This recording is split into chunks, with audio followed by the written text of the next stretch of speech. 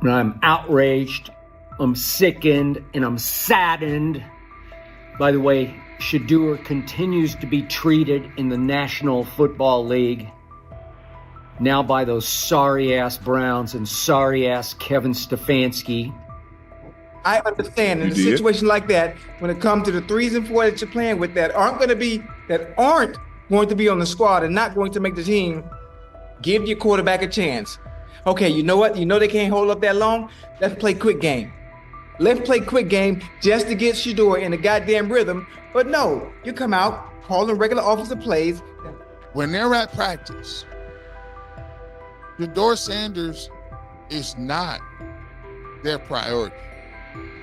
When he is at practice, he was staying hours beforehand, leaving hours later. Shedeur Sanders wasn't just tossed into the game last night, he was dropped into a no-win setup. Nothing about it felt accidental. From his first snap, it looked like one player against the entire machine. The Cleveland Browns, led by head coach Kevin Stefanski, seemed intent on cooling the hype and slowing his momentum. Instead, the plan backfired. The performance and the circumstances around it have sparked a wave of scrutiny, with analysts and reporters now calling out Stefanski and the Browns front office for engineering a preseason situation that stacked the deck against Shedeur. I'm going to answer this question by saying Shedeur Sanders, and I'm going to tell you why. I think he's being set up to... Stephen A. Smith said from the outset that the entire preseason would be engineered to undermine Shedeur Sanders. He argued that even starting the first preseason game was part of a plan to make him stumble, fueling the idea that he's just a 5th-round pick, and validating the skeptics. Whether that blueprint existed before the games kicked off or not, it didn't stop there. Now, attention has turned to Kevin Stefanski and the Cleveland Browns for placing Shedeur in an unfamiliar system and circumstances that set him up to falter. Garrett Bush echoed that criticism, noting that regardless of how hard Shedeur worked before and after practices, he was never treated as a true priority in their plans. When they're at practice, Shedeur Sanders is not their priority.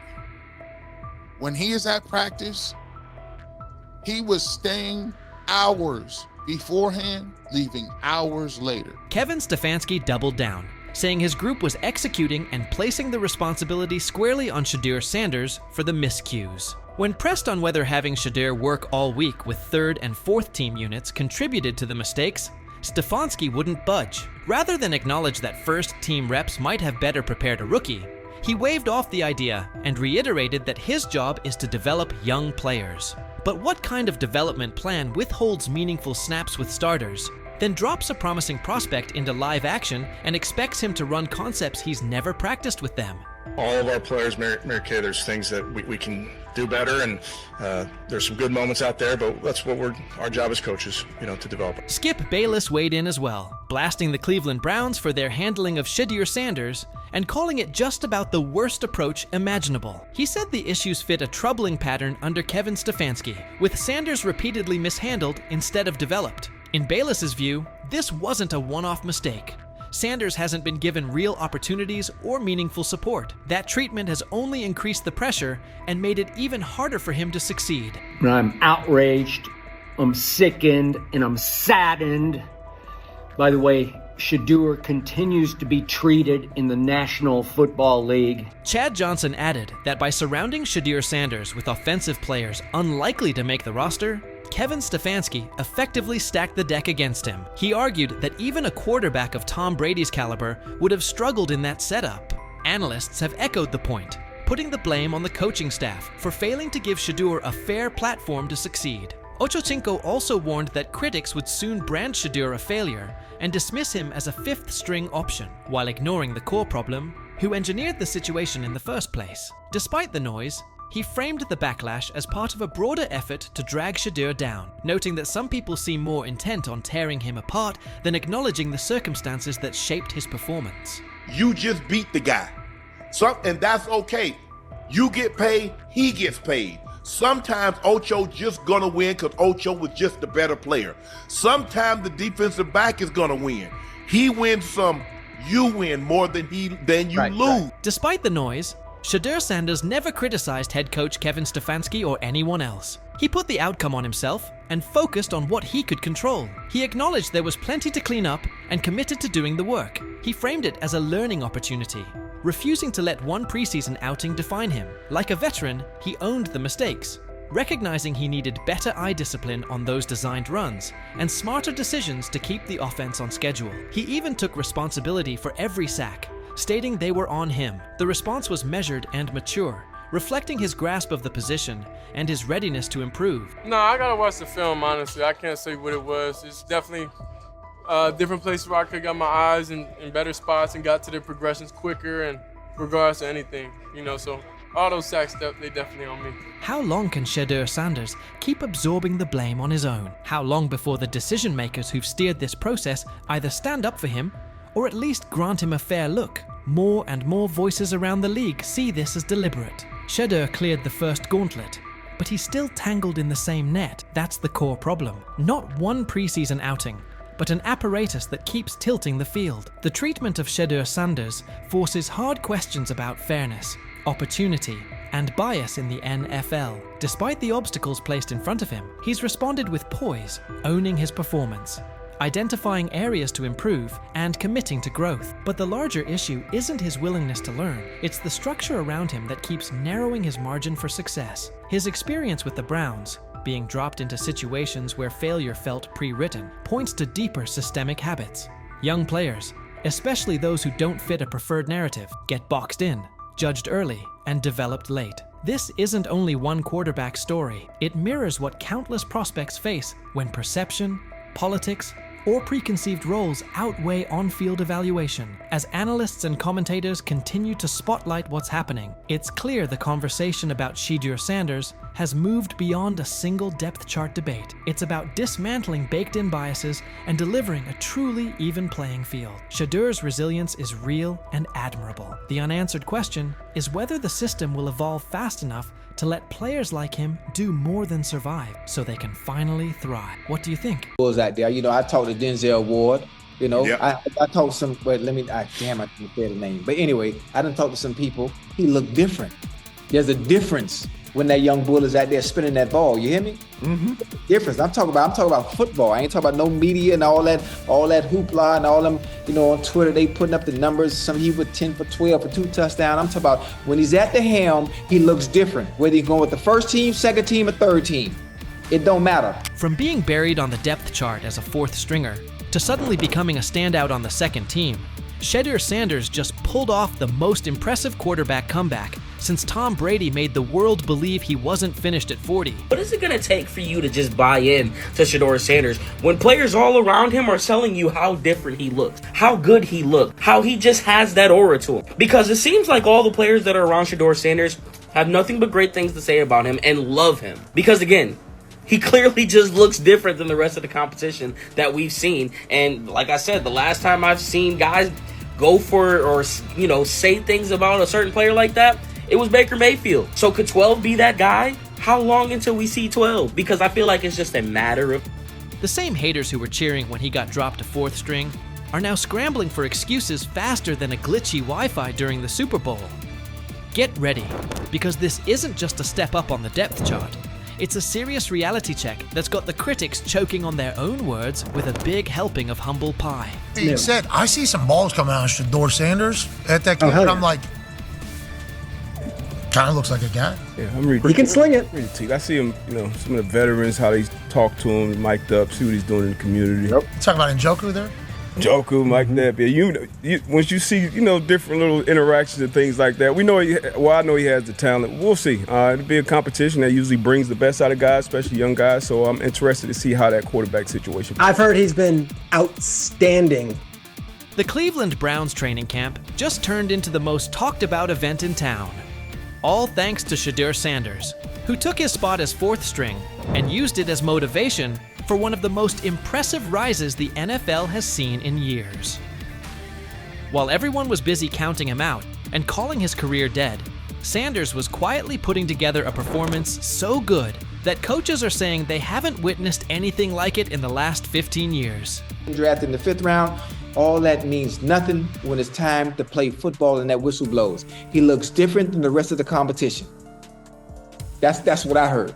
And I'm talking from a, not Brother Ward, I'm just talking about from sources that's in that room, that's on that field, that's playing the sport. Man, come on, man. Yep, coaches with decades of experience are honestly scratching their heads, trying to figure out how someone goes from being a practice squad afterthought to seriously competing for a starting spot in just a few weeks. Thing is, they never planned on taking him. The problem is, like Ocho Cinco said, you got somebody that has endeared himself to the locker room. And guess what? The difference between him and Tim Tebow, the biggest one, is he can play. He can throw the ball. Tim Tebow running around being an H-back, he can throw the ball. And he's done everything he needs to do. He ain't saying nothing. He ain't rocking the boat. He ain't mad about the reps. He ain't mad about none of that. All the people out there want to see is this, like Tyver said earlier. We want to see what he can do with Jerry Jeudy. That's it. I want to see what he can do with David Njoku. I want to see him with Junkins. I want to see him with the first running backs. If you are cooking, if you are beating down the doors with the 3s and 4s, guess what? You deserve more. That was a bar. It rhymed. It was. Remember when Mary Kay Cabot dropped that bombshell report saying Shedeur Sanders was the 4th string quarterback? The internet blew up faster than a Michael Bay explosion. Critics came out of nowhere, like ants at a picnic, rushing to call his NFL dreams dead on arrival. They claimed he was only shining against guys who'd either end up on practice squads or be out of the league by September. They pointed out he wasn't getting reps in 11-on-11 drills and said he needed to earn his way up the depth chart.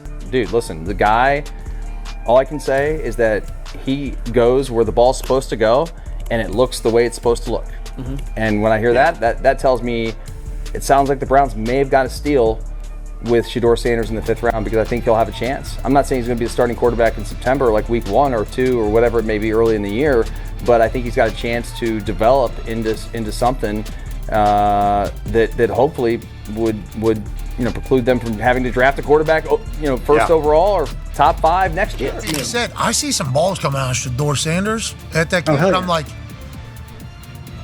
kind of looks like a guy. Yeah, I'm reading. He can sling it. I see him, some of the veterans, how they talk to him, mic'd up, see what he's doing in the community. Yep. You talking about Njoku there? Njoku, Mike Napier. Once you see, different little interactions and things like that, I know he has the talent. We'll see. It'll be a competition that usually brings the best out of guys, especially young guys. So I'm interested to see how that quarterback situation. I've heard he's been outstanding. Funny how the tables have turned. Those same critics are now watching Sanders climb the depth chart like he's scaling Mount Everest with rocket boosters. The guy they wrote off is now the one they can't stop paying attention to. Every completion sends a message. Every perfect throw is a reminder that real talent doesn't stay hidden forever. And with every practice, he's showing that maybe, just maybe, the Browns stumbled upon their hidden gem. One thing for the fans to sit here and hype up Shedeur Sanders, because we all know how we get about certain players that we like. But it's another thing when you hear it from players who are actually on the field, who are actually in the locker room, who are actually next to this guy every single day. Because I'm sure we've all seen the quote by now by Chad Johnson when they were on the nightcap, and he talked to some young bulls. He talked to Denzel Ward. He didn't want to give away his name, but he already did it. And he said that Denzel Ward says he looks different from the rest of the competition. We've already been seeing. When word got out that Shedeur Sanders officially moved up to second-team reps, passing Dylan Gabriel along the way, the shockwaves hit from Cleveland all the way to Canton. This wasn't just some small roster tweak, this was huge. One day he's throwing passes to practice squad guys, and the next he's running with the second team, putting real pressure on the starting quarterback spot. The promotion came after Sanders completely dominated minicamp, showing toughness, leadership, and total control on the field. His passes were right on target, hitting receivers in stride. His decision-making was sharp as a blade, and his grasp of the playbook had coaches nodding like proud parents at a school play. But this wasn't beginner's luck. It was steady, calculated execution that the coaching staff just couldn't ignore. And I don't know, there was never no one thought he was this malcontent or like a bag. It wasn't. That was the word. That was kind of what was being said. That was kind of what was being said. No. The pre-draft process was so unorthodox that he didn't go through it all like everyone else did. And I think there's a lot that we can look back on this thing, especially if he becomes a star in this league and say, you could point fingers in a million ways. Not having a pure agent, not having the workouts that everyone else did, going to these teams, not necessarily being as willing to throw the ball when asked at the All-Star games, like that kind of stuff I think might have stung him, it might have turned teams off. But when Stephen A. Smith starts singing your praises, that's when you know you've officially arrived. The ESPN personality, famous for his fiery takes and no-nonsense analysis, didn't just mention Sanders. He gave him the full Stephen A. treatment. He praised Sanders not only for his top-tier football skills, but also for the intangibles that separate the good from the great. This kid's mindset puts him ahead of the pack, Stephen said, with the confidence of someone who's seen enough football to spot greatness from a mile away. He pointed out Sanders' composure, mental toughness, and relentless drive to compete at the highest level. When Stephen A. says, "It's not just about throws and stats anymore," you better believe the whole football world is paying attention. But this stuff wasn't made up. I covered the draft for ESPN. I'm sitting on the desk. It's Shefty, it's Mel, it's me, it's Lewis. I heard some of the same things that Deion Sanders is talking about. And S.A. and Kenton, you know this, we all have relationships. We all have people who tell us information, they help us prepare to do our job. I heard some of the same things. Some of these things weren't necessarily made up, at least I don't think, from the people that I trust who told me these things. And so says they go 0-4, maybe they go 1-3. Haslam's going to come down on Sunday, October 5th. And he says, I want Shedeur to play against Minnesota. And the staff's going to say, we're in London. It's rough. Just give us one more week. We don't want Shedeur having to go overseas. It's a big ask. And so they stave off the owner for a week. Flacco loses that game. I believe Shedeur starts Sunday, October 12th. I'll keep saying it. I believe Shedeur Sanders should play more games than any other quarterback on this roster this year, because he's the only guy that I look at and say, they might have something here, because I'm telling you right now. Big news coming out of Cleveland. Sources say the Browns ownership has made it clear they want Shedeur Sanders as their starting quarterback. According to Colin Cowherd, Sanders has quickly emerged as the frontrunner for the QB1 spot. And this isn't just talk. Word is, the owners plan to push hard on team leadership to make sure he starts right from week 1. This could be the start of a brand new chapter in Cleveland, with the talented Shedeur Sanders leading the way. Jimmy Haslam, many believe, forced Andrew Berry and Stefanski to draft Shedeur Sanders. They drafted Dylan Gabriel probably a round or two early, hoping to get out of the Shedeur sweepstakes. So the question is, at some point, Haslam's going to come down and say, play Shedeur Sanders. Colin Cowherd also dropped some inside info about what's going on behind the scenes. It turns out it's not just the front office pushing for the switch. Browns owner Jimmy Haslam has been a major driving force in this decision. Cowherd shared that Haslam actually stepped in and pressured head coach Kevin Stefanski to go with Shedeur Sanders, even though Stefanski wasn't initially on board. In fact, Stefanski reportedly tried to stop it from happening by drafting quarterback Dylan Gabriel in the 3rd round, just 2 picks ahead of Sanders. But now, Haslam is once again inserting himself into the mix, pushing Stefanski and the coaching staff to start Shedeur right out of the gate. The pressure is building, and it's starting to look like Shedeur could be taking over the reins sooner than anyone expected. Still, Cowherd pointed out that despite the owner's strong push, the coaching staff and front office remain hesitant to throw Sanders in immediately. They're apparently exploring ways to ease him into the starting role rather than rushing him onto the field. But Cowherd made it clear, this move feels inevitable. The Browns' ownership is all in on Shedeur, believing he's the future of the franchise and the key to turning the team into a serious title contender. Cowherd also brought up something interesting. It's not just about what Shedeur can do on the field. The ownership sees an opportunity to make headlines. Starting Shedeur would generate serious buzz, and that seems to be part of the plan. Cowherd referenced past situations with Baker Mayfield and Deshaun Watson, where ownership gave their full backing even when the coaching staff had reservations. Now, it's Shedeur who's in the spotlight, and the Browns owners are betting big on his star power to bring both wins and national attention to Cleveland. But if you believe, and many do, that the owner, he's the one that wanted Manziel, he's the one that did Deshaun Watson, he's the one that wanted Baker Mayfield. This is an ownership group that likes headlines at quarterbacks.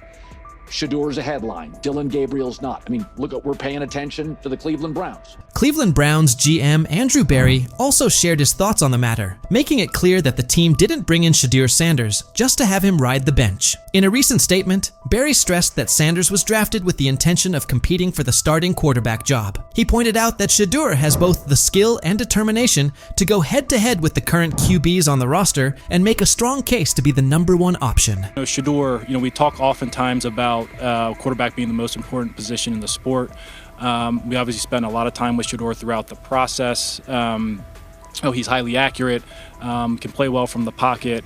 Very productive college career. And GM Andrew Berry also gave some insight into the Browns' draft approach, revealing something pretty interesting. Heading into the draft, the team had no plans to pick up 2 quarterbacks, and they definitely didn't expect Shedeur Sanders to still be available by the 5th round. But when he was still on the board, the Browns didn't hesitate. They jumped on the chance to grab him. That unexpected move shows just how much they believe in Sanders' potential. What started as a surprise pick is quickly turning into a legit battle for the starting job. Shedeur hasn't just been filling a roster spot, he's embraced the challenge from the very beginning. Since day 1 of OTAs, he's been turning heads with his calm, under pressure, accuracy, and relentless drive. Every practice has only added to the belief that Berry made the right call. Shedeur is no longer just a rookie looking to prove himself. He's a serious player in the starting quarterback race. When Sanders was chosen in the 5th round, a lot of people figured he'd be a backup at best, or maybe a long-term project. It's rare for someone picked that late to even be considered for a starting role. Usually, 5th-round quarterbacks are seen as developmental guys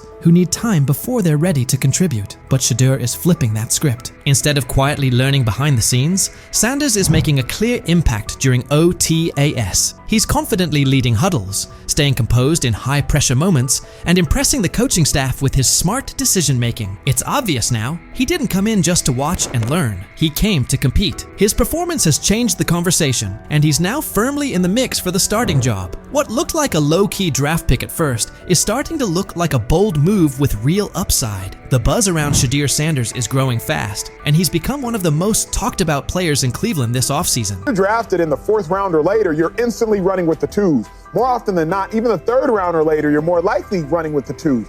Though Shedeur is probably going to still be running with the 4s, the coaches suggested there's going to be a fair opportunity for everybody. NFL insider Peter Schrager says this year could be a turning point for Shedeur Sanders. Even though he was a 5th-round pick, Schrager shared that Sanders is expected to get a real shot to play, something that doesn't usually happen for quarterbacks taken in the middle rounds during their rookie year. That says a lot about how much confidence the Browns have in his potential. They're not just bringing him in to slowly develop over time. They truly believe he's ready to make an impact right away. Quarterback is always going to be looming in every conversation. So I think they're going to want to get those guys action, Gabriel and Sanders. I think they're going to want to have one veteran quarterback. I don't know if there's a value in having both of those veteran quarterbacks and then having 2 rookies on the roster as well.